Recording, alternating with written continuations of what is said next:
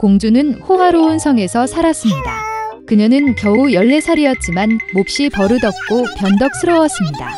그녀가 오는 4월을 위한 무언가를 생각해냈고 새해 연회에 봄꽃이 있었습니다. 그녀는 봄의 시작을 알리는 법률을 내렸고 헌병을 궁전으로 가져오는 사람에게 아낌없는 보상을 약속했습니다. 도시 외곽의 작은 집에서 딸과 의붓딸과 함께 계모가 살았습니다. 의붓딸은 매우 달콤하고 친절한 소녀였고 그녀의 이름은 마샤였습니다. 계모와 딸은 매우 게으르고 화가 났으며 가능한 모든 방법으로 가난한 소녀를 해쳤습니다. 공주님이 약속한 보상을 정말 받고 싶었지만 겨울에 헌병을 어디에서 구할 수 있을지 생각하지 못했습니다. 노파는 마샤를 숲으로 보내 봄 꽃을 가져오기로 결정했습니다. 의붓딸은 바깥이 어둡고 추웠기 때문에 계모에게 불쌍히 여겨달라고 애원하기 시작했습니다. 그리고 겨울에는 어떤 종류의 헌병이 있을 수 있습니까? 그러나 탐욕스러운 할머니는 아무것도 듣고 싶지 않았습니다. 그녀는 더 큰 바구니를 주면서 마샤를 문 밖으로 몰아냈습니다. 얼어붙은 소녀는 어두운 숲에서 무서워했습니다. 갑자기 멀리서 그녀는 빛을 보았다. 그녀는 기뻐서 그를 만나러 갔다. 그것은 큰 타오르는 불로 밝혀졌고 12명의 사람들이 그 주위를 따뜻하게 하고 있었습니다. 용기를 내어 소녀는 그들에게 다가가 사악한 계모가 그녀를 강제로 숲으로 가서 헌병을 모았다고 말했습니다. 12개월이라는 것이 밝혀졌습니다. 형제들은 마샤를 유감스럽게 생각하고 그녀를 돕기로 결정했습니다. 에이프릴 형제는 주문을 외쳤고 갑자기 숲과 개간에 봄이 왔습니다. 눈이 녹고 푸른 풀이 나타나고 헌병이 피었습니다. 소녀는 꽃을 모으기 시작했고 큰 바구니에 꽃을 채웠다. 어린 에이프릴은 그녀를 정말 좋아했고 그는 그녀에게 마법의 반지를 주었습니다. 문제가 발생하면 그는 땅에 던져져 주문을 걸고 12개월 모두 구조하러 올 것입니다. 마샤는 그들에게 감사하고 집으로 갔다.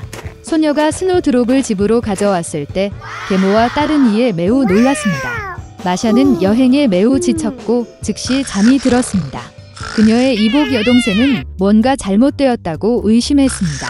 소녀가 자고 있는 동안 그녀는 마법의 반지를 발견하고 자신에게 가져갔습니다. 깨어난 후 의붓딸은 그 상실을 발견했습니다. 그녀는 반지를 돌려달라고 애원하기 시작했지만 계모와 딸은 아무것도 듣고 싶지 않았습니다. 그들은 헌병 바구니를 가지고 왕궁으로 서둘러 갔다. 궁전에는 웅장하게 장식된 새해 나무가 있었습니다. 그러나 다가오는 축하 행사는 변덕스러운 공주를 전혀 기쁘게 하지 않았습니다. 그리고 계모와 딸이 헌병 한 바구니를 가져왔을 때만 공주는 분노를 자비로 바꿨습니다. 계모는 꽃이 어디에서 왔는지 명확하게 대답할 수 없었고 그녀는 의붓딸이 꽃을 모았다는 사실을 인정해야 했습니다. 공주는 즉시 스노드라프스와 함께 초원에 가기로 결정했습니다. 도중에 그녀는 불쌍한 마샤를 바라보고 그녀가 꽃을 딴 곳을 보여주었습니다. 소녀는 그것을 보여주겠다고 했지만 반지가 그녀에게 반환되어야만 했다. 그런 무례함에서 공주는 화가 나서 반지를 버렸습니다. 그러나 의붓딸은 주문을 걸었습니다.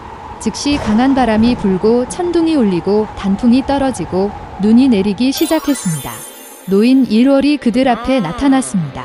그는 모두에게 하나의 소원을 빌도록 초대했습니다. 두려워서 공주는 가능한 한 빨리 궁전에 있기를 원했습니다.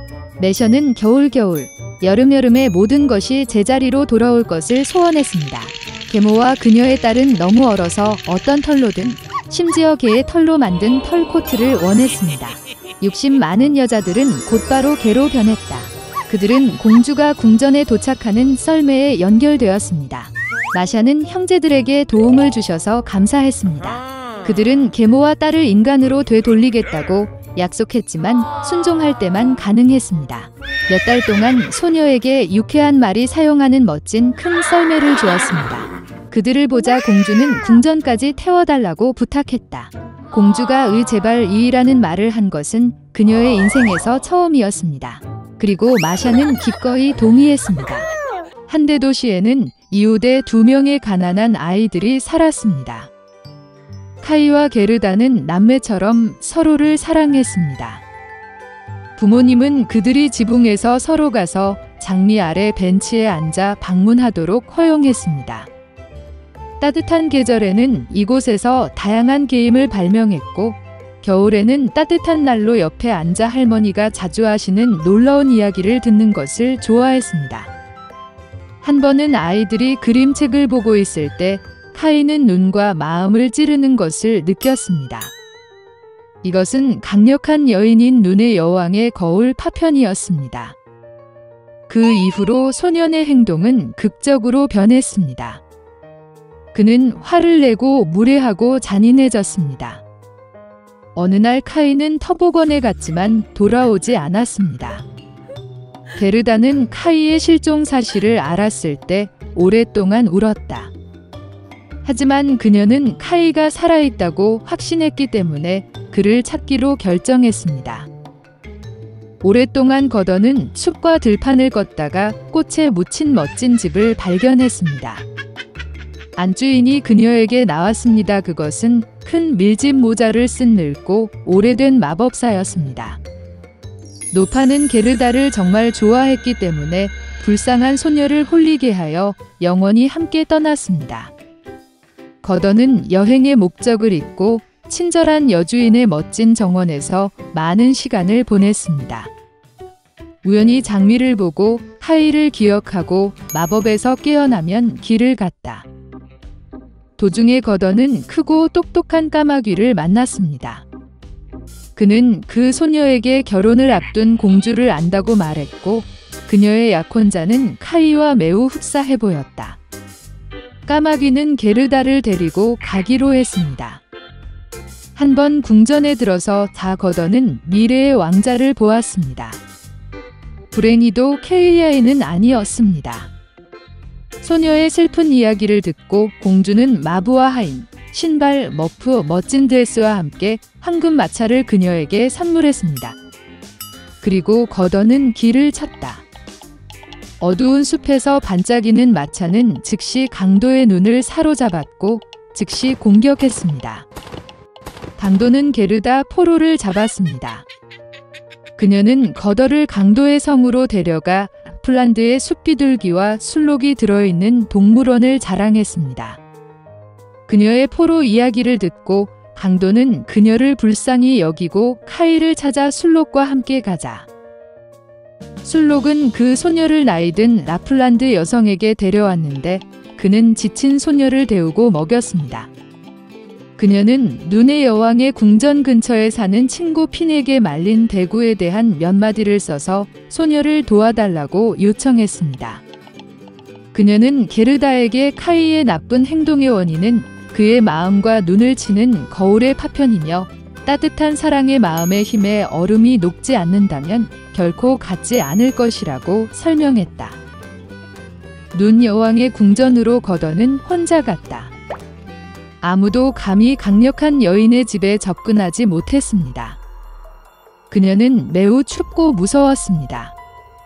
성에서 자신을 발견한 거더는 그가 얼마나 춥고 황량하고 죽었는지 놀랐습니다.